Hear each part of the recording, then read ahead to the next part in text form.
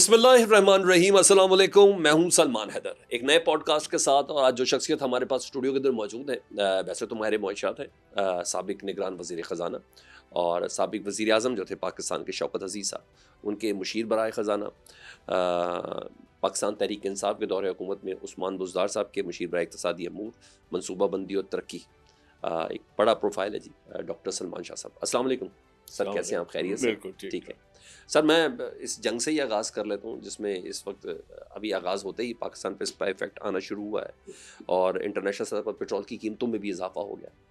تو ہماری حکومت نے بھی پاکستان میں پیٹرول 4 روپے تقریباً اور ڈیزل تقریباً 7 روپے مہنگا کیا ہے. اگر یہ جنگ باقی طول پکڑتی ہے تو پاکستان پہ اس کے کیا افیکٹس آ سکتے ہیں، یہ بتائیے.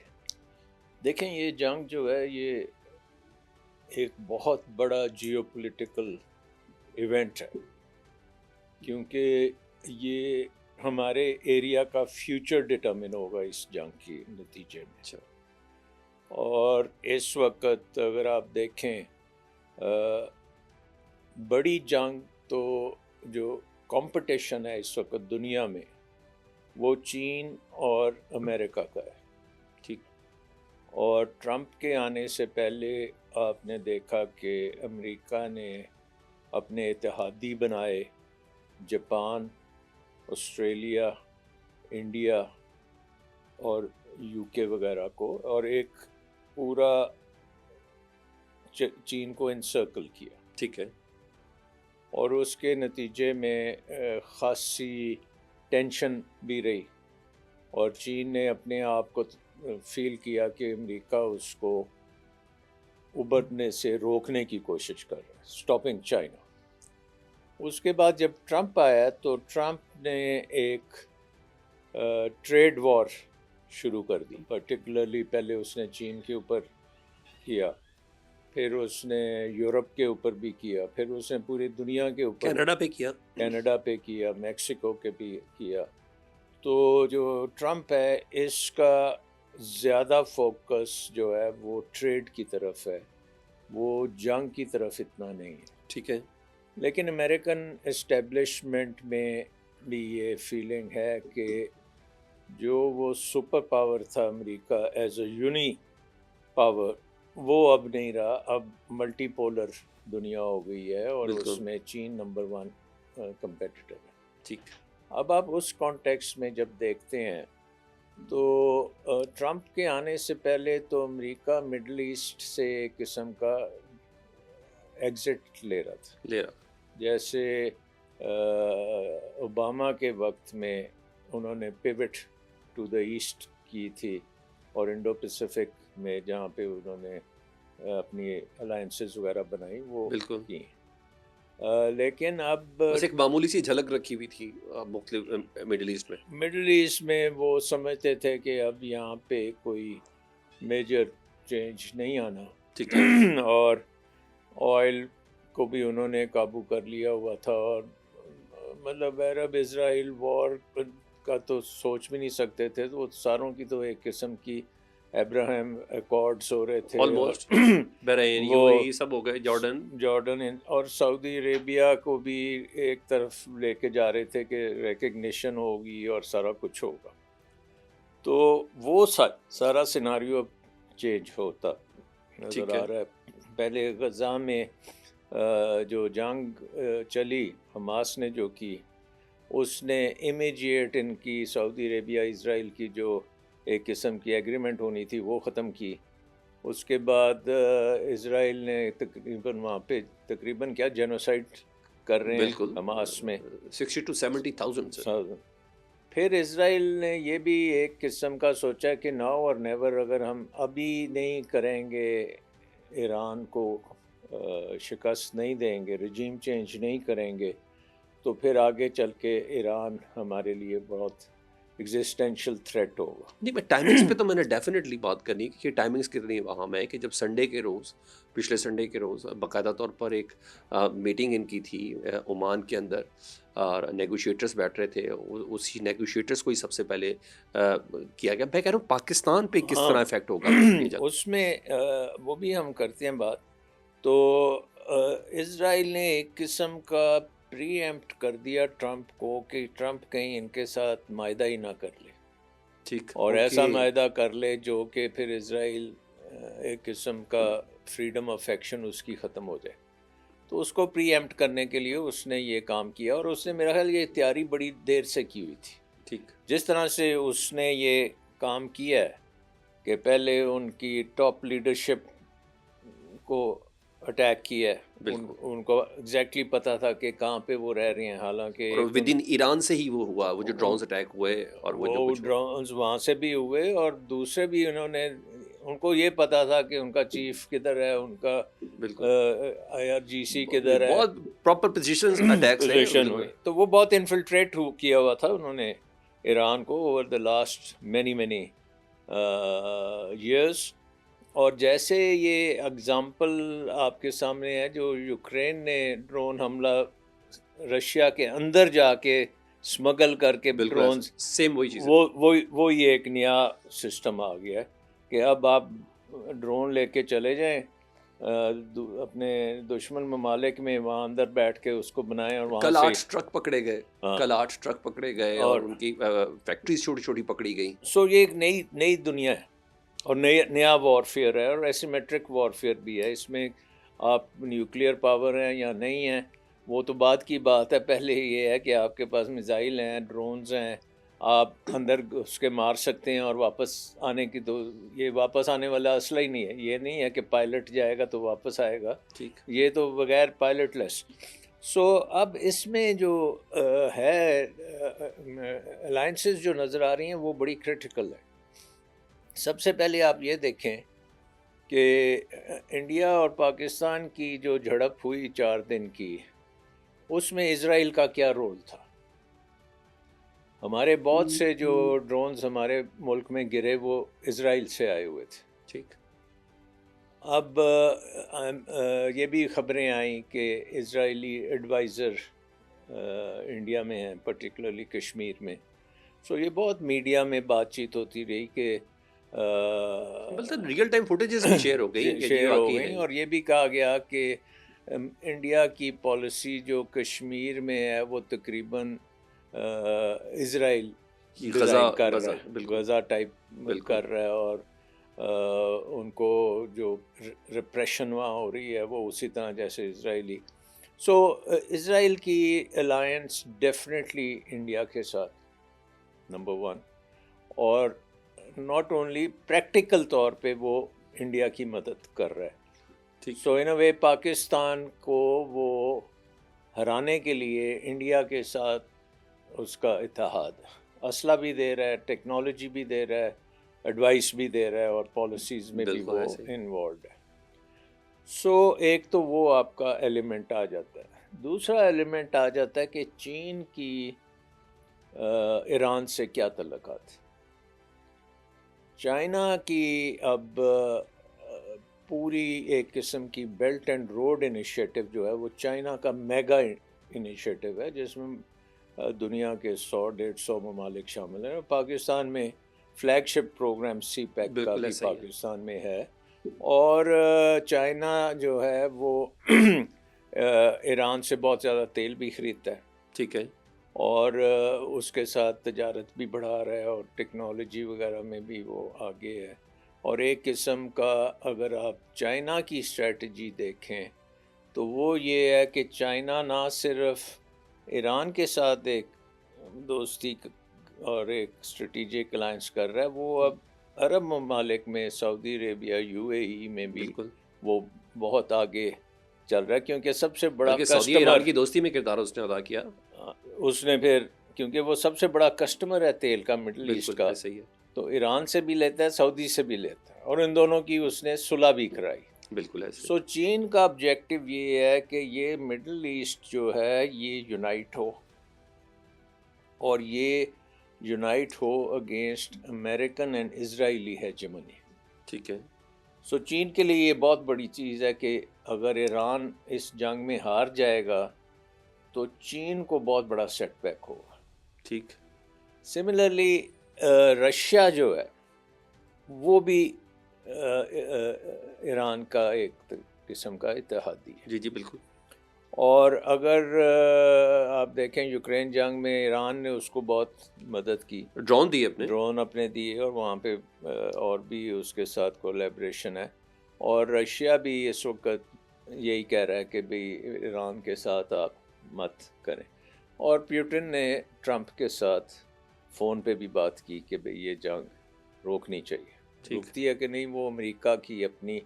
سو بڑی کلیئرلی یہ ایک امریکن اسرائیل ایک طرف ہیں، پھر اس میں ایران کے ساتھ چائنا بھی ہے، ایران کے ساتھ رشیا بھی ہے، اور to a certain extent Iran کے ساتھ ٹرکی بھی ہے. ٹرکی بھی، اوکے. ٹرکی کا جو رول ہے وہ یہ ہے کہ ایک جگہ پہ تو وہ ایران کے خلاف جاتے ہیں جیسے سیریا میں گئے، بالکل، لیکن ایٹ دا سیم ٹائم وہ اسرائیل کو ایران کے اوپر حاوی ہوتے نہیں دیکھنا چاہتے. ٹھیک. کیونکہ اگر اسرائیل ایران کے اوپر حاوی ہوتا ہے تو وہ پھر ٹرکی پہ بھی حاوی ہوگا، اور بائی ڈیفینیشن پھر وہ ہمارے اوپر بھی. بالکل. سو ایک قسم کا اگر وہ رجیم چینج کرنے میں کامیاب ہوتا ہے تو جو رجیم آئے گی ایران میں وہ پرو اسرائیل ہوگی. ٹھیک ہے، بالکل. اور وہ anti Turkey, anti Pakistan, anti China, anti Russia, یہ اس کی کنفیگریشن ہوگی. ایسا نہ کرے تو پاکستان کے تو دونوں ہمسائے پرو امریکہ اور پرو اسرائیل ہو گئے نا، ادھر سے انڈیا بھی، ادھر سے انڈیا، اور ادھر سے ایران. پاکستان کے لیے پھر ایک بہت بڑا یہ مسئلہ ہوگا کہ اسرائیل آپ کے ویسٹرن بارڈر، بالکل، اور پھر وہ ایسٹرن بارڈر میں انڈیا کے ساتھ، بالکل. اور پھر بلوچستان میں جو وہ انٹرفیئرنس کر سکتے ہیں وہ بھی ایک یعنی ہر طریقے دوسری سے لیول پاکستان پہ کو بھی بڑا تھریٹ ہے نا. پاکستان کو ایگزسٹینشیل تھریٹ ہے. اچھا. اگر یہ ایران میں یہ رجیم چینج ہو جاتی ہے اس وقت تو پاکستان کے لیے بہت زیادہ مشکل ہوگی. جیسے آپ نے خود ہی کہا کہ ایک طرف انڈیا، دوسری طرف ایک پرو اسرائیل ایران، تو پاکستان تو بیچ میں ٹھیک ڈی اسٹیبلائز ہو جائے گا. ٹھیک. سو آئی تھنک کہ اس میں اب بات یہ ہے کہ کتنی جلدی یہ ہوتا ہے سارا معاملہ. آج 5واں دن ہے، شاید چھٹا دن ہے، اور مجھے لگتا ہے کہ یہ لمبا چلے گا. اچھا. کیونکہ ٹرمپ کی جو سٹیٹمنٹس ہیں اس سے لگتا ہے کہ وہ چاہتا ہے کہ وہ ایران اپنا نیوکلیئر ویپنز نہ ڈیولپ کرے اور ڈیل ہو جائے. ٹھیک. تو ڈیل کرانے کے لیے مگر یہ سب کچھ سیز فائر سے پہلے کرنا چاہتا وہ. ہاں، وہ کہتا ہے کہ جی سیز فائر اگر ہوگی تو پھر ڈیل نہیں ہوگی. اوکے. ٹرمپ کے ذہن میں یہ ہے کہ اگر سیز فائر پہلے ہو جاتی ہے تو پھر ڈیل نہیں ہوگی. سو وہ کہتا ہے کہ پہلے میرے سے ڈیل کر لو، ہو سکتا ہے خفیہ طور پہ ہی آپ ڈیل کریں یا اس کو کمٹ کچھ کریں، تو پھر وہ آگے بات بڑھائے گا. تو وہ ڈیل کے چکر میں ہے کہ ڈیل ہو جائے اور یہ نیوکلیئر نہ کریں، بٹ رجیم چینج کے فیور میں وہ نہیں ہے. ایٹ لیسٹ یہ نظر آ رہا ہے. ٹھیک. بٹ یہ چینج بھی ہو سکتا ہے. ٹرمپ جو ہے نا وہ بڑا جسے کہتے ہیں کہ وہ ٹرانزیکشنل بندہ ہے، وہ اسٹریٹجی زیادہ نہیں دیکھتا. وہ یہ بھی ہو سکتا ہے کہ اگر اس نے دیکھا کہ بھئی ایران کے اوپر اسرائیل جو ہے وہ حاوی ہو رہا ہے تو ہو سکتا ہے وہ اس سے جوائن کر لے کہ چلو چینج کر لیں کہ ڈیل کے بجائے ان کی رجیم چینج کرا دیں. سو وہ بھی ہو سکتا ہے، لیکن اس کو خطرہ یہ ہے کہ یہ رجیم چینج کرتے کرتے عراق والا حال نہ ہو. کیونکہ ابھی G7 کے وہ اجلاس سے نکلا ہے نا، تو اس کی اسٹیٹمنٹ ایسے ہیں جیسے اس میں ہندی اور اشارے شامل ہیں کہ اب امریکہ انوالو ہونے جا رہا ہے اس جنگ کے اندر. ہاں، وہ دڑیاں تو لگاتا ہے نا کہ ڈیل کے خاطر کرتا ہے، بٹ سر پاکستان کو ذرا ریلیٹ کریں نا. میں نے ابھی دیکھا کہ ابھی دوسرے دن ہی پاکستان میں ایک دم پیٹرول کی قیمتیں ہائپ پہ چلی گئیں، اور یہ وہ اکنامکلی تو آپ کو ڈیفینیٹلی بہت پڑے گا فرق پڑتا ہے، کیونکہ پوری دنیا کو پڑے گا. اگر یہی $70 کا تیل جو ہے $100 کا ہو جائے اگر لمبی یہ چلتی ہے اور یہ ڈسرپٹ ہو جائیں آئل سپلائز، تو پاکستان کی اکانومی تو آپ کو پتہ ہے بہت اس وقت ایج پہ ہے. اور ہم تو ساری پروجیکشنز ہماری $60-70 پہ ہوئی ہوئی ہیں، تو اس سے اوپر جائیں گے تو آپ کے پھر بہت بڑے خسارے ہونے شروع ہو جائیں گے. لیکن بات آ جاتی ہے کہ پاکستان اگر یہ ایران سروائیو کر جاتا ہے یہ جنگ اور ایرانی گورنمنٹ یہی رہتی ہے, رجیم چینج بھی نہیں ہوتا, اور اس کا ایک کہنا چاہیے کہ وہ سمجھتی ہے کہ پاکستان نے اس کی سپورٹ کی تھی, ٹھیک, اور پاکستان کے ساتھ اس کے ایک اچھے تعلقات آگے کے لیے پختہ قسم کے ہو جاتے ہیں, کیونکہ ہندوستان جو ہے نا وہ اس وقت ڈیلی کر رہا ہے, وہ ہندوستانی میڈیا بھی آپ دیکھیں تو وہ پرو اسرائیل جا رہا ہے. جی بالکل, وہ اور تو پاکستان کو انوالو کر رہا ہے اس میں کہ وہ پاکستان مدد کر رہا ہے, میزائل ٹیکنالوجی دے کے پاکستان نے دھمکی دے یہ دی. کام کر رہا ہے, جی تو جی, وہ اس کا اثر ڈیفینیٹلی ہے اس کا آن دی گراؤنڈ, کیونکہ ان کی پارلیمنٹ میں ایک بڑے ہائی رینکنگ بندے نے کہا ہے کہ پاکستان نے کہا کہ اگر آپ کے اوپر کوئی نیوکلیئر وہ کرے گا اٹیک تو ہم اس پہ اٹیک کریں گے. سر وہ اے آئی سے نکلی بات, وہ بات پتہ چلے اے آئی کو استعمال کیا, But بلکہ وہ کل ان کی پارلیمنٹ میں پاکستان کا شکریہ ضرور ادا کیا گیا. ہاں, تو وہ دیکھیں مین چیز یہی ہوتی ہے امپریشن کیا ہے, پرسیپشن کیا ہے.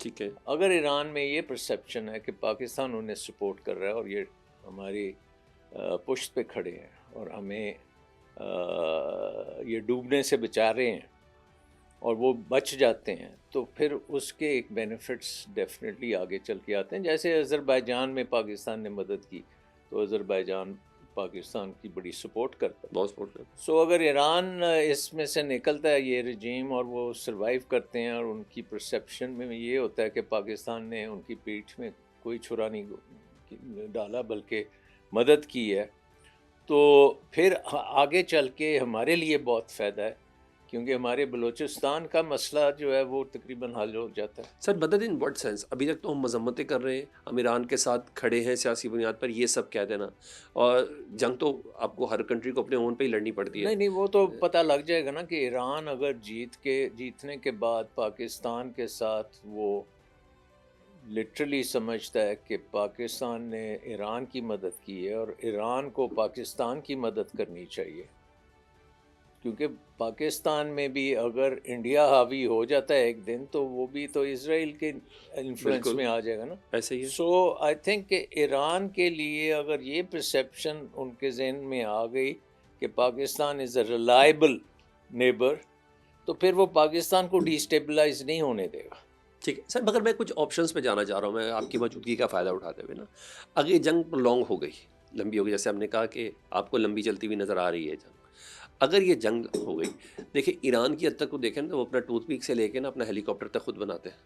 پاکستان کا زیادہ تر انحصار اپنی امپورٹس کے اوپر ہے, ناٹ ایکسپورٹس کے اوپر ہے. تو ابھی یوکرین اور روس کی جنگ 3 سال سے جاری ہے, اس کے کافی افیکٹس دنیا کے اوپر آئے ہیں, تو انٹرنیشنل مارکیٹ میں ڈیفینیٹلی بھی افیکٹ آئے گا. تو پاکستان کے پاس آپشنس کیا ہوں گی سر, آپ نے بتایا. نہیں دیکھیں, پاکستان اگر ایکٹیولی انوالو نہیں ہوتا, مطلب دیر از اے ڈینائبلٹی اور Pakistan is not a participant in the war, تو پاکستان کے اوپر جو کولیٹرل ڈیمیج ہے وہ تیل کی قیمت ہے. ٹھیک ہے, اور وہ تیل کی قیمت جو ہے آپ کو فائنینس کرنی پڑے گی یا راشننگ کرنی پڑے گی, جہاں آپ کو لینی پڑے گی. ہو سکتا ہے آپ ایران کے ذریعے کچھ لے لیں اور تیل لے لیں, اور یہ جو سینکشنز ہیں ایران کے خلاف ٹریڈ نہ کرنے کی, اس کو کسی طرح آپ پری ایمپٹ کریں.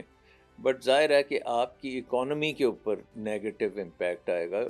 جب بھی ایک گلوبل قسم کی انسرٹنٹی ہوتی ہے تو اکانومی افیکٹ ہوتی ہے.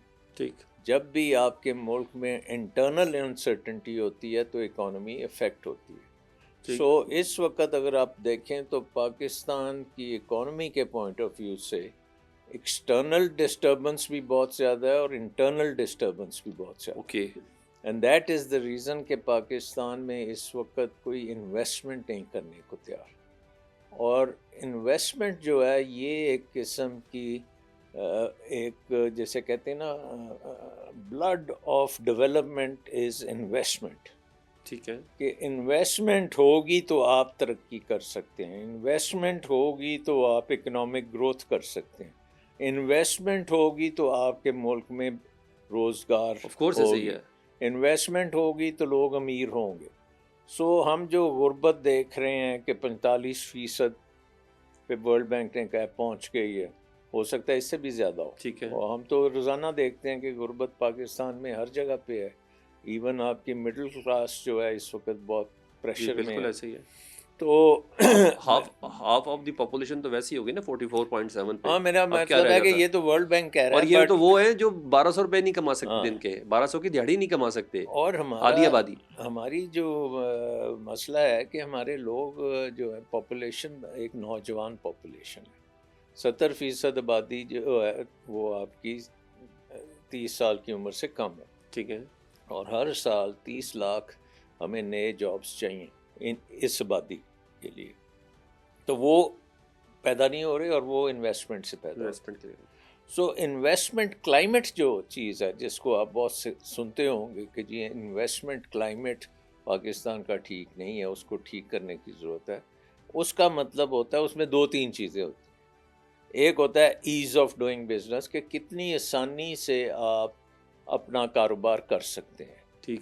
اور وہ ڈپینڈ کرتا ہے کہ آپ کے ملک کے جو قانون ہے, ریگولیٹری انوائرمنٹ ہے, وہ کتنی بیوروکریٹک ہے اور اس میں کتنے گنجل ڈالے ہوئے ہیں بیوروکریسی میں. اور اس کے تحت یعنی کہ آپ نے پرمیشنز لینی ہے. آپ نے ایک اسٹوڈیو کھولنا ہے تو اس کے لیے 100 پرمیشنز آپ کو چاہیے. آپ نے کوئی فیکٹری لگانی ہے تو آپ کو ہر جگہ سے پرمیشنز بھی چاہیے, اور پھر بجلی پانی یہ چیزیں اس کا انتظام کرتے کرتے آپ کو حکومتی اداروں سے بے شمار. مگر جو پلیٹ فارمز ہیں سر, جو ہاں. پلیٹ فارمز ہیں اس کے ساتھ, جس طرح SIFC کا پلیٹ فارم ہے, ہمارے وزیر خزانہ کو دیکھ لے, یہ بہت دوڑے لگا رہے ہیں, ایک مہینے میں بھی کئی جگہ جاتے ہیں. SIFC کا پلیٹ فارم تو اس کو دیکھ ہی آرمی چیف صاحب رہے ہیں, اور ان کے وقت نہیں, وہ SIFC کا مسئلہ یہ ہے کہ وہ بڑی بڑی چیزوں کو کیا انہوں نے بڑی چیزوں میں انویسٹمنٹ ہی نہیں ہوئی تو کیا ہوگی سر؟ نہیں, یہاں بات آ جاتی ہے کہ SME چھوٹا سا ایک بندہ ہے, ٹھیک ہے, وہ لیٹ سے وہ کہتا ہے کہ جی میں کوئی اب کاروبار چھوٹا موٹا شروع کرنے لگا ہوں. ٹھیک. تو وہ جب اس کو پرمیشن نہیں ملتی تو وہ رک جاتا ہے. اس کو ہو سکتا ہے کرپشن کے طور پہ پیسے دینے پڑتے ہوں, کچھ کرنا پڑتا ہو, تو وہ رک جاتا ہے اور کہتا ہے یار بڑا ہونے کی کیا ضرورت ہے. اب لیٹ سے گجرانوالہ میں آپ, وہاں پہ بے شمار لوگ جو ہیں یہ پنکھے بنانے میں, کوئی وائرنگ کرتا ہے, کوئی فاؤنڈری کا کام کرتا ہے, کوئی کچھ کرتا ہے. ٹھیک ہے. تو وہ زیادہ تر لوگ جو ہیں وہ حکومت کی نظر میں آتے نہیں ہیں. جو بڑے پلیئرز آتے ہیں جن کا فینس کے اوپر جن کی موریں لگی ہوتی ہیں, وہ بیوروکریسی سے ہینڈل کرتے ہیں اور ان کو جو بھی انہوں نے مکمکا کرنا ہوتا ہے کر لیتے ہیں. لیکن چھوٹے جو پلیئرز ہیں اب وہ تو آؤٹ باہر بیٹھے ہیں نا, اسی لیے تمہارے ملک میں VAT نہیں چلتا. کیونکہ VAT کا مطلب ہے کہ آپ نے نیچے سے جو چیز خریدی اس پہ ٹیکس دینا ہے. ٹھیک ہے. تو نیچے آپ چھوٹے چھوٹے کھلاڑی ہیں, وہ تو ٹیکس کے قابل ہی نہیں ہے کہ وہ ٹیکس دے سکیں, ان کے پاس کتابیں ہی نہیں ہیں. ٹھیک. وہ تقریباً ویری ویری پریمیٹیو قسم کی چیز. بڑی انویسٹمنٹ آ رہی ہے کیا؟ وہ جب بہت سے لوگ ہوتے ہیں وہ کٹھے مل کے ان کی انویسٹمنٹ بہت زیادہ ہو جاتی ہے. نہیں, میں بیرون ممالک کی بات کر رہا ہوں. بیرون ممالک سے کوئی انویسٹمنٹ نہیں آ رہی. تو اس کا مطلب ہمارے پلیٹ فارمز فیل ہیں نا, جن پہ باتیں چل رہی ہیں. یہی تو میں کہہ رہا ہوں کہ SIFC جو ہے وہ بڑے پلیئرز کی بات کرتا ہے, اور بڑے پلیئرز کی ابھی ان کے لیے تو انویسٹمنٹ لانا انسیف ہے نا. اوکے. لیکن چھوٹا کھلاڑی جو ہے, جو چھوٹی چھوٹی چیزیں کر رہا ہے, کوئی نٹ بولٹ بنا رہا ہے, لوکلی بنا رہا ہے, وہ بھی انویسٹ کر کے اپنے آپ کو ایکسپینڈ نہیں کر رہا, کیونکہ اس کو اپنے ملک میں وہ حالات نظر نہیں آ رہے, کیونکہ ایز آف ڈوئنگ بزنس نہیں ہے. ایون برین ڈرین ہو رہا ہے. برین ڈرین ہو رہا ہے. دوسری چیز ہوتی ہے ایز آف ڈوئنگ بزنس کے علاوہ, وہ ہوتی ہے کاسٹ آف ڈوئنگ بزنس. ٹھیک ہے. کہ آپ نے بزنس کرنے ہیں تو آپ کی کیا کاسٹ کیا آئے گی, کیونکہ کاسٹ پہ ڈپینڈ کرے گا کہ آپ کا منافع کتنا ہوتا ہے. تو ہمارے ملک میں اس وقت کاسٹ آف ڈوئنگ بزنس بہت زیادہ ہے, اور سب سے زیادہ کاسٹ جو ہے وہ بجلی کی ہے اور انرجی کی ہے. سو بجلی اور انرجی کی کاسٹ آپ کی اس خطے میں سب سے زیادہ ہے, بلکہ تقریباً دنیا کے پوائنٹ آف ویو سے بھی سب سے زیادہ. اچھا. سو مسئلہ یہ آ جاتا ہے کہ اب ٹیکسٹائل والے بھی کہتے ہیں جی ہمیں بجلی سستی دیں, ہماری جتنی ہندوستان میں بجلی ہے یا چین میں جتنے کی بجلی ملتی ہے اتنے میں ہمیں دیں, لیکن ہم وہ دے نہیں سکتے, کیونکہ ایک تو IMF پروگرام میں انہوں نے کہا کہ آپ کسی کو کوئی اسپیشل ڈیل نہیں دیں گے, ساروں کے لیے اگر ایک کو 100 روپیہ بجلی کا بل ہے تو دوسرے کو بھی 100 ہونا چاہیے. ٹھیک. سو یہ کاسٹ آف ڈوئنگ بزنس ہمارے ملک میں بہت زیادہ ہے. سو انویسٹمنٹ کے خلاف ساری چیزیں کھڑی ہیں. ٹھیک ایز آف ڈوئنگ بزنس یعنی کہ ریگولیشن اور آپ کے لاز اور آپ کے طریقہ کار اور پروسیسز، آپ کی بیوروکریسی، اور کاسٹ آف ڈوئنگ بزنس میں آپ کی انرجی اور آپ کی باقی کاسٹ، اور کاسٹ آف ڈوئنگ بزنس میں پھر ایک قسم کی یہ بھی چیزیں آ جاتی ہیں، سکلز کتنی ہیں آپ کی، ہیومن ڈیولپمنٹ کتنی ہوئی ہے، پڑھے لکھے لوگ ہیں یا نہیں ہیں، تو وہ بھی ایک بہت بڑا اس پر ایلیمنٹ۔ کام ہو رہا ہے؟ آپ کو لگتا ہے اس پہ کوئی کام ہو رہا ہے؟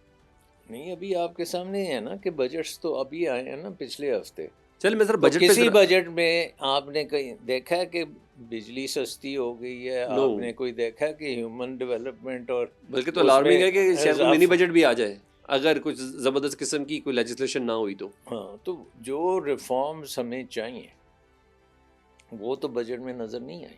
نہیں آئی۔ So cost of doing business اور ایز آف ڈوئنگ بزنس کو جب آپ دیکھ لیتے ہیں تو ایز آف ڈوئنگ بزنس کا کیا مطلب؟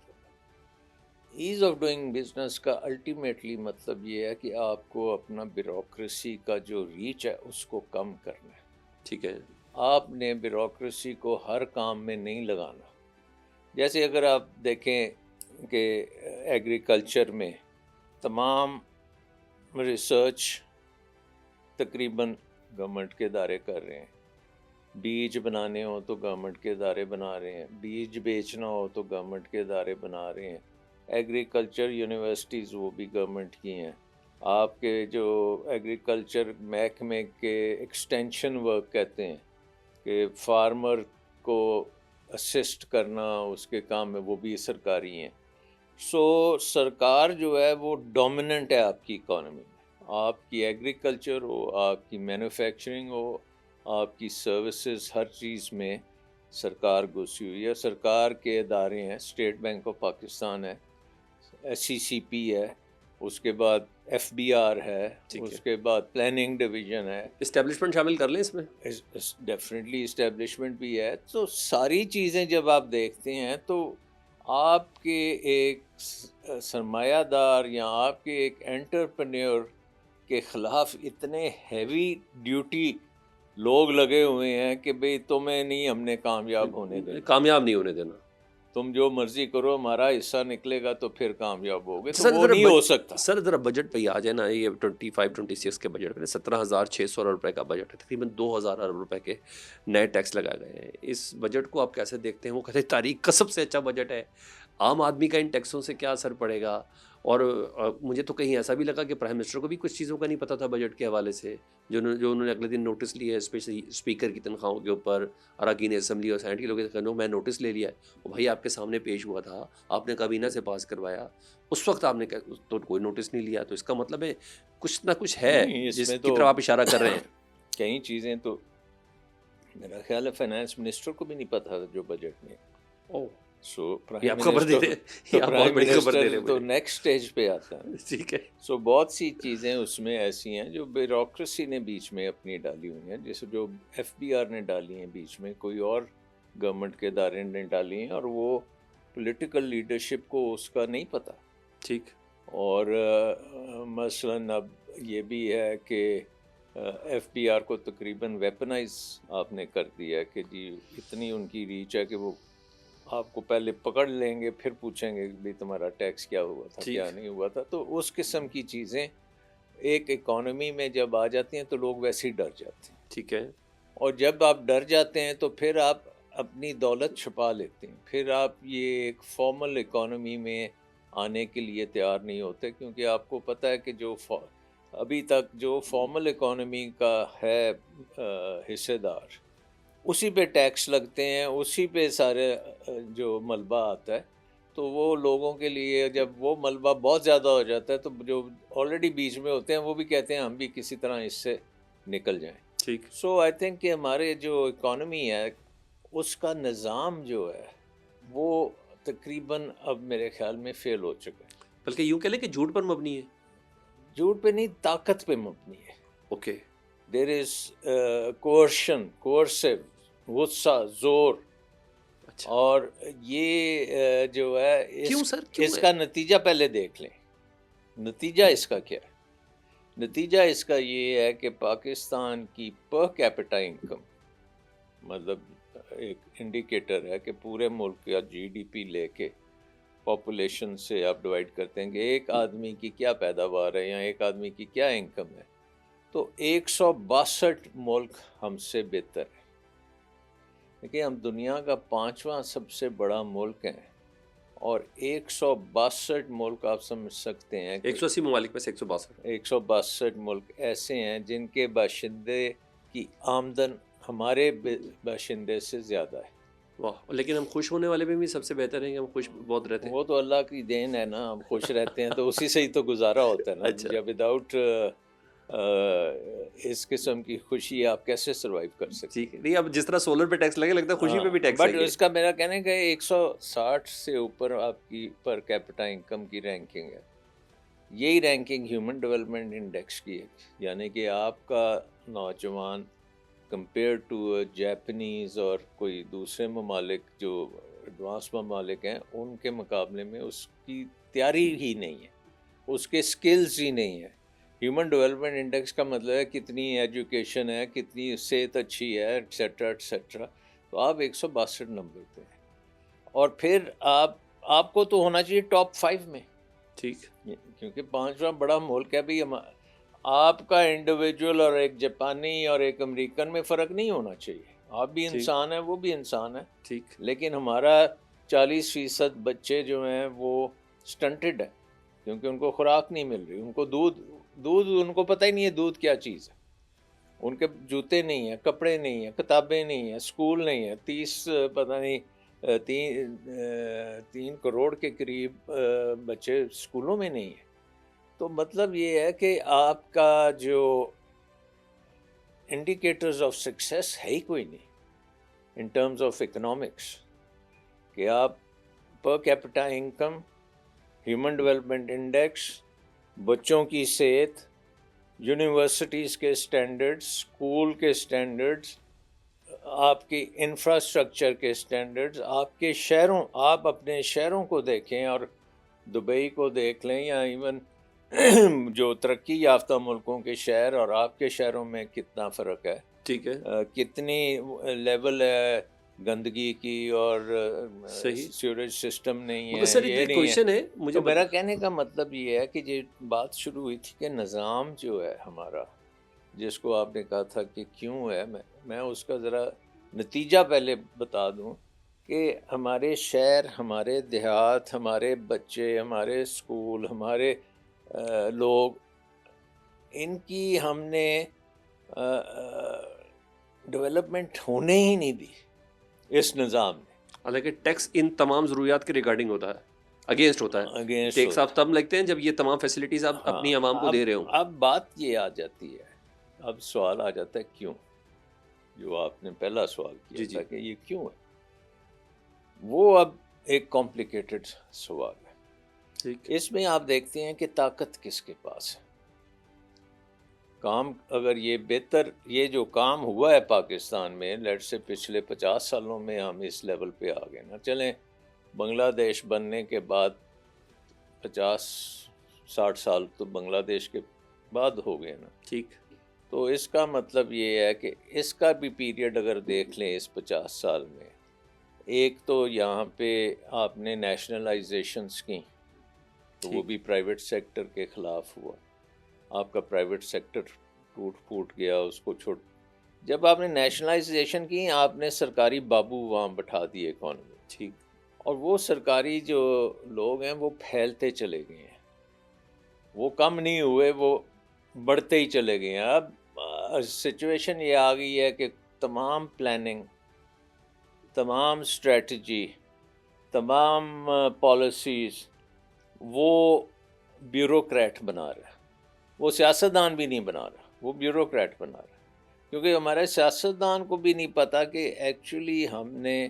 جو پالیسیز بنانی ہے وہ کس قسم کی بنانی ہے تاکہ ہم اس جال دلدل سے نکلیں، غربت کی دلدل سے۔ سم ایکسٹینٹ ان بیوروکریٹس کے پیچھے بھی کوئی ہے؟ بیوروکریٹس کی اپنی طاقت ہے، اچھا، اپنی طاقت، کیونکہ ان کا نظام ہے۔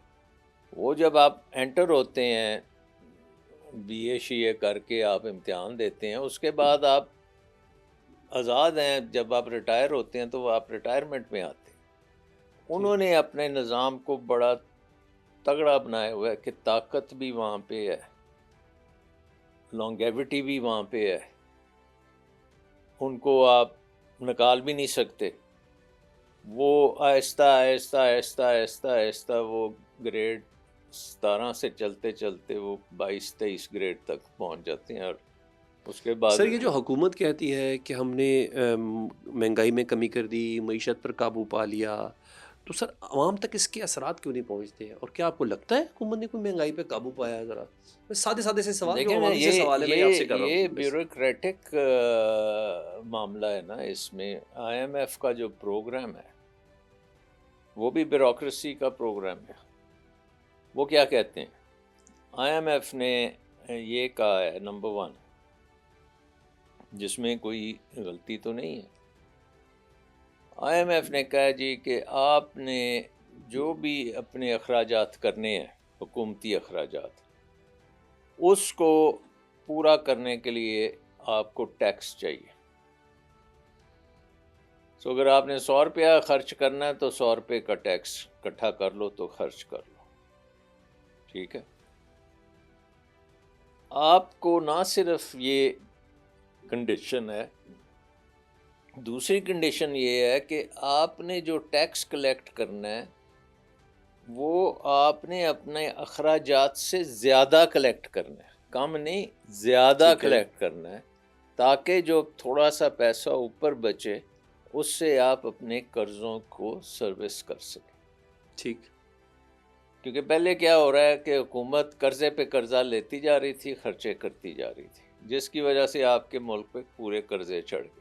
ٹھیک ہے. اور قرضے جب چڑھ گئے تو آپ ڈیفالٹ کے قریب آ گئے کہ آپ وہ قرضے واپس نہیں کر سکتے، ٹھیک ہے. کیونکہ وہ قرضے موسٹلی آپ نے جو فورن قرضے ہیں وہ آپ کو ڈیفالٹ کی طرف. سو یہ آئی ایم ایف کا ایک سیدھی سی بات. اب حکومت جو ہے وہ کیا کرتی ہے؟ حکومت نے کے پاس دو چیزیں ہیں. ایک تو یہ ہے کہ وہ پھر اپنے اخراجات جو ہیں اس کو اتنے ٹیکسز لگائے، اور دوسرا ہے کہ اپنے اخراجات کم کر لے اور اتنے ٹیکسز نہ لگانے پڑے. ٹھیک ہے. سو ٹیکسز آپ کے نیچے آ جائیں. اب اخراجات کم آپ کیسے کر سکتے ہیں؟ لیکن اخراجات کم ایک طریقہ جو ہے، جس میں فائنانس منسٹر نے اپنی تقریر، بجٹ کی تقریر شروع اس پوائنٹ سے کی تھی.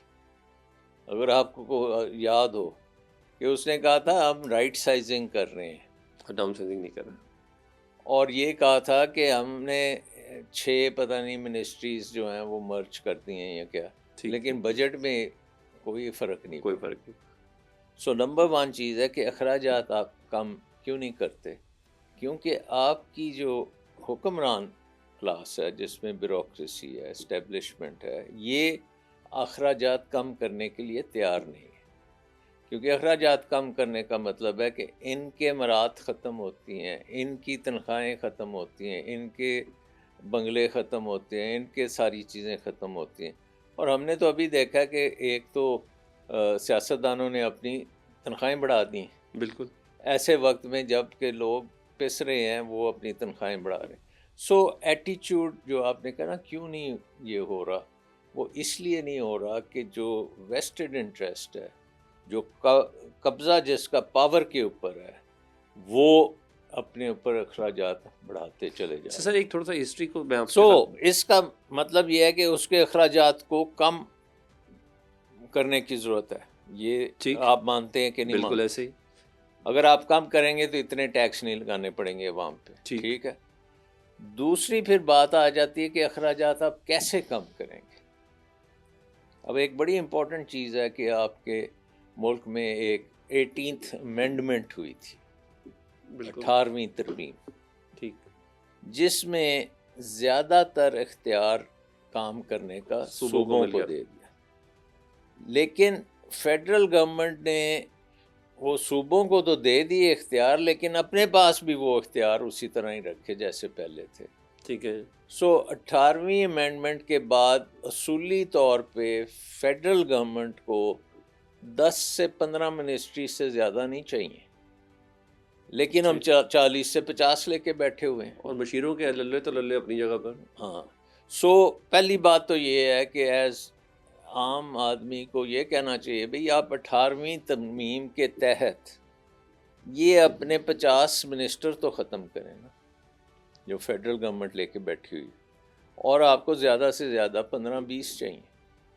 جب آپ 15-20 کریں گے تو ان کے ساتھ جتنے باقی ادارے بنے ہوئے ہیں جو گاڑیاں لے رہے ہیں اور عیاشیاں کر رہے ہیں وہ بھی آپ کو بند کرنے پڑیں گے.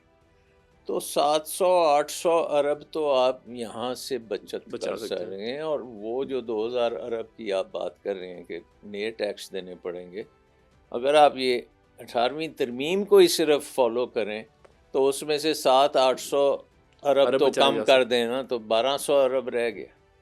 اس کے بعد آپ پھر صوبوں پہ آ جائیں تو صوبوں کو کہیں جی آپ بھی ذرا کوئی ایڈورٹیزمنٹ بجٹ ہی کم کر دیں, ایڈورٹیزمنٹ بجٹ بند کر دیں. آپ کو یہ آپ دیکھ رہے ہیں نا کہ روزانہ کوئی نہ کوئی نیا محکمہ بن جاتا ہے. بالکل ایسے ہی ہے. کوئی 70-75 محکمے تو پچھلے مہینے میں بن چکے ہیں. صحیح ہے, صحیح ہے. اور اس میں پھر آپ جو مرضی کریں.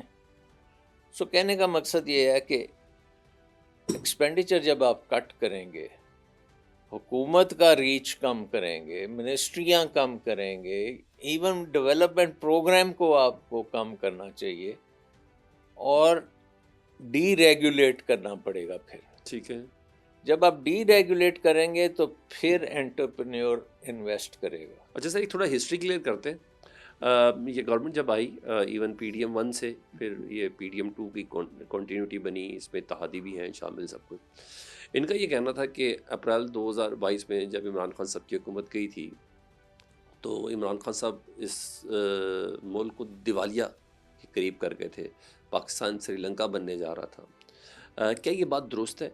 اگر یہ بات درست بھی ہے تو مجھے بتائیے گا اس وقت کے جو معاشی اشاریے ہیں جتنے وہ اتنے کم اور اس وقت کے اتنے ڈفرینٹ کیوں ہیں؟ مجھے تھوڑا سا یہ باریکی سے سمجھائیے کہ وہ دیوالیہ واقعی بات حکومت کی بحث سچ نہیں, کہتی آئی ہے؟ تھنک اس وقت اگر اکنامک سروے دیکھیں 2022 کا, جی جو کہ 6.3 ہے گروتھ ریٹ, اس وقت 6.3 گروتھ ریٹ پہ آ چکے تھے. اس وقت بجلی کی قیمت دیکھ لیں, اس وقت پیٹرول کی قیمت, وہ ساری تقریباً. کیسے دیوالیہ ہو سکتا ہے؟ اب نہیں, دیوالیہ نہیں ہو رہا تھا. دیوالیہ اس وقت اگر ایک انڈیکیٹر ہوتا ہے دیوالیہ کا جو عام آدمی کو تو نظر نہیں آتا, وہ آتا ہے کہ آپ کے جو انٹرنیشنل بانڈس ہیں, ٹھیک ہے, ان کے اوپر کیا ریٹ چل رہا ہے. سمجھے آپ؟ بالکل. تو میں یہ کل پرسوں ہی دیکھ رہا تھا کہ پی ٹی آئی کے زمانے میں ایک بانڈ ایشو کیے تھے ہم نے 2019 میں یا 2020 میں, ٹھیک ہے, جو کہ 5% سے 7% جس کا تھا انٹرسٹ ریٹ. ٹھیک ہے, 5 سے 7%. سو آپ یہ کہہ سکتے ہیں کہ جب پی ٹی آئی کے حکومت تھی اس وقت انٹرنیشنل آپ جاتے ہیں تو 5-7% پہ آپ کو بوروئنگ آپ کر سکتے تھے ڈالرز میں. ٹھیک ہے. اس کے بعد جو ہم نے دیکھا, مفتاح اسماعیل صاحب جب آئے ایز فائنانس منسٹر, تو اس وقت جو تھا یہ کوئی 70-80% پہ پہنچ چکا تھا کہ اگر آپ جائیں گے اپنے بانڈز بیچنے تو لوگ اس پہ 70% انٹرسٹ مانگیں گے, پھر بھی نہیں آپ کر سکیں. ٹھیک ہے, 7%, 70%, اور یہ چیز جو ہے یہ تقریباً 100% پہ گئی. اوکے. ان ادر ورڈس کہ آپ کے بانڈز جو ہیں انویسٹر سمجھتا ہے کہ یہ ہمیں مفت بھی دے دیں تو ہم نہیں لیں گے. اوکے. اس وقت نہیں, میں ایک وقت آیا, ٹھیک ہے, 2023 میں 24 میں, جب یہ آپ کے 100% پہ پہنچے. سو مفتاح شوکت جو تھے ترین صاحب, ان کے وقت میں 5 اور 7% پہ آپ نے ایشو کیے. مفتاح صاحب کے وقت میں کوئی 50-70% ہو گئے. اس کے بعد آگے اسحاق ڈار صاحب آئے، اس وقت 100% پہ ہو گئے، پھر اورنگزیب صاحب کے وقت سے وہ نیچے آنے شروع ہوئے ہیں، اور اب بھی کوئی 10-12% کے اوپر چل رہے ہیں. ٹھیک ہے. سو یہ انڈیکیٹ کرتا ہے پرابیبلٹی آف ڈیفالٹ. یعنی پاکستان ڈیفالٹ نہیں کر رہا تھا. پاکستان شوکت ترین کے وقت میں بھی ڈیفالٹ نہیں کر رہا تھا، پاکستان آج بھی ڈیفالٹ نہیں کر رہا تھا. پاکستان ان بٹوین جو وقت تھا دار صاحب کا اور مفتاح اسماعیل صاحب کا، وہ تھا پیریڈ سب سے مشکل اور ڈیفالٹ والی پوزیشن بنا کہ سری لنکا سے کمپیریزن کی. اوکے سر، میں 2 کویشچنس مجھے ذرا اس کے کوئی آنسر دے دیں سر. تھوڑی ٹیکنیکلٹی ہے اور ٹیکنیکل کویشچن سر یہ ہے کہ سر دنیا ای ویز پہ جا رہی ہے، الیکٹرک وہیکلس پہ جا رہی ہے، الیکٹرانک وہیکلس پہ جا رہی ہے، دنیا یہ ہائیبرڈ پہ جا رہی ہے، دنیا سولر پہ جا رہی ہے، لیکن پاکستان میں اس پہ ڈیوٹیوں پہ اضافہ کیا جا رہا ہے. اس پالیسی کی مجھے سمجھ نہیں آتی. مجھے ذرا پہلے یہ بتا دیں، عام پبلک آپ سے سننا چاہتی ہے کہ بھائی ہمیں تو آپ کہتے ہیں جی بجلی مہنگی مل رہی ہے تو اس لیے مہنگی دے رہے ہیں، ہم سولر پہ جا رہے تو ادھر ٹیکس لگا رہے ہیں، اب پیٹرول مہنگا ہو رہا ہے. بہت ہی انوملیز ہیں، کانٹرڈکشنز ہیں، اور یہ بجٹ میں ہیں. ایک طرف آپ نے آئی ایم ایف سے ایک قرضہ لیا ہے ریزیلینس، کلائمیٹ ریزیلینس کا، ٹھیک ہے، پتہ نہیں $1.5 بلین کا، اور اس کی شرطوں میں آپ نے گرین انرجی کرنی ہے. گرین انرجی کا مطلب فاسل فیول سے وہ نہ چلے. ٹھیک ہے. گرین انرجی کا مطلب ہے یہاں پانی سے چلے، اور یہاں سولر ہو یا ونڈ پاور ہو، اس قسم کی چیزیں. تو ادھر آپ کمٹ کر رہے ہیں کہ ہم بالکل گرین انرجی ادھر لے جائیں گے، ادھر بجٹ میں آپ اس کے اوپر 18.5% آپ ٹیکس بھی ڈال رہے ہیں. اور مزیداری کی بات ہے کہ آپ کی انرجی جو منسٹری ہے یا ڈویژن، پاور ڈویژن، اس کی پوری کوشش ہے کہ اس کو فیل کیا جائے، سولر کو چلنے نہ دیا جائے.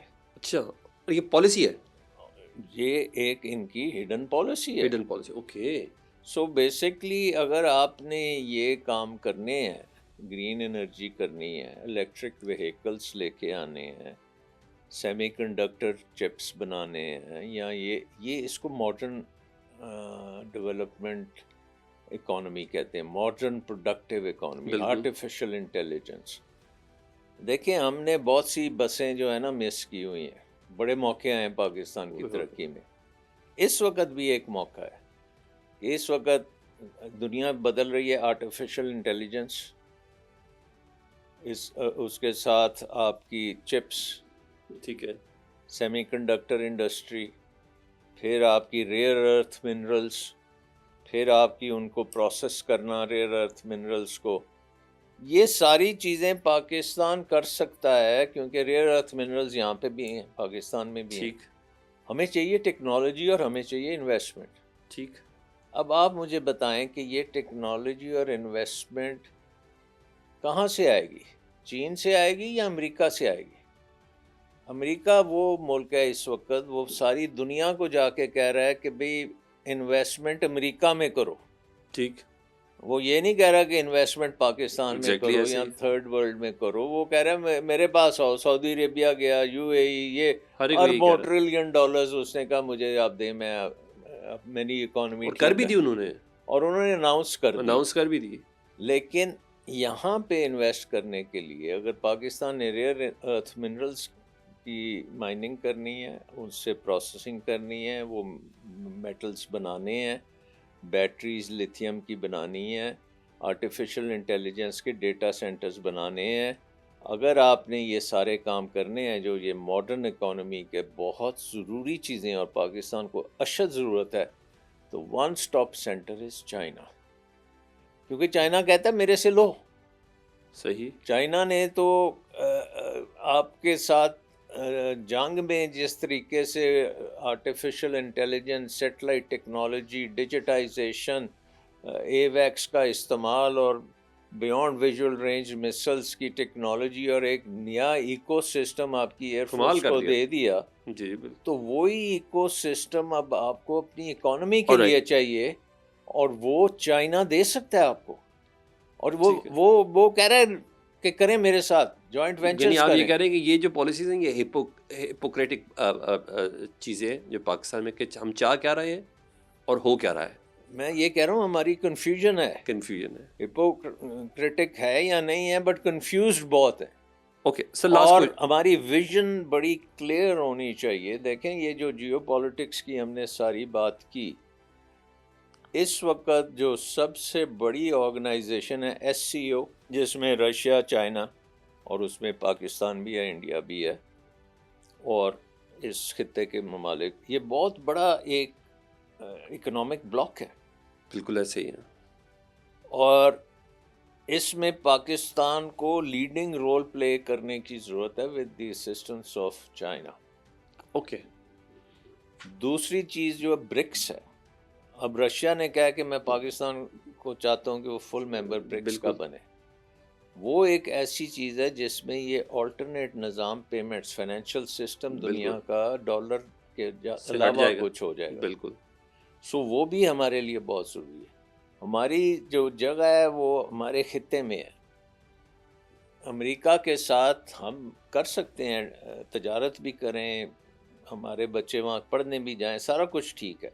لیکن ڈیولپمنٹ جو آپ کی ہونی ہے نا ٹیکنالوجی کی, اور جو انویسٹمنٹ جو آنی ہے, ٹھیک ہے, وہ چین سے ہی آ سکتی ہے. کیونکہ امریکہ کے پاس نمبر 1 ان کے پاس پیسہ بھی نہیں ہے, ٹھیک ہے, اور نمبر 2 وہ انٹرسٹڈ بھی نہیں ہے. اور سر, اور جو چیز آپ کو چاہیے وہ چائنا آپ کے ساتھ partnership. Sir last technical question آپ سے کرنا تھا سر. یہ جو ہمارا ابھی والا جو بجٹ ہے, ہمارے تنخواہ دار طبقے نے 499 ارب روپے کا ٹیکس دیا ہے, اور اس کے بالکل اپوزٹ ریٹیلرز اور تاجروں نے تقریباً 100 ارب روپے کا ٹیکس دیا ہے. نوکری پیشہ لوگ 499 ارب روپے اور تاجر ریٹیلرز 100 ارب روپے. سر اتنا بڑا گیپ کیوں ہے؟ اس کی وجہ یہ ہے کہ جو نوکری پیشہ لوگ ہیں وہ کیپٹیوز ہیں, ان کی تنخواہ سے کٹ جاتے, ٹھیک ہے, ان کو وہ ٹیکس دیکھتے ہی نہیں ہے. وہ ٹیکس کٹ کے ان کو تنخواہ ملتی ہے. جو آپ کو پیسہ جب ملتے ہیں, آپ کے چیک ملتا ہے نوکری پیشہ بندے کو, اس کو 100 روپے کی اس کو اگر چیک ہونا چاہیے تھا تو اس کو 70 روپے ملتے ہیں. ٹھیک ہے, 30 روپے کٹ کے چلے جاتے ہیں, ایٹ سورس کٹ ہو جاتا ہے. ٹھیک ہے.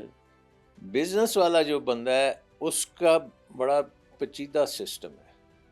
اس کا سسٹم یہ ہے کہ اس نے یہ ڈٹرمن کرنا ہے کہ اس کی سیل کتنی ہوئی, ٹھیک ہے, اس کے اخراجات کتنے ہوئے, اس کے بجلی کا بل کتنا تھا, اس کا پانی کا بل کتنا تھا, اس کے کرایہ کتنا تھا. یہ ساری چیزیں کیلکولیٹ کرنے کے بعد اس کی انکم کے بعد اسے خود اپنے ڈیسائیڈ کرنے کے میں نے کیا دینا ہے کیا نہیں دینا. نہیں, وہ انکم نکالنے کے بعد اس نے اس انکم پہ ٹیکس دینا ہے. اب مسئلہ یہ آ جاتا ہے کہ بزنس مین کہتا ہے کہ جی میرا 10 روپے کی انکم ہوئی ہے, ٹھیک, سرکار کہتی ہے نہیں تمہاری تو 50 روپے کی انکم ہے.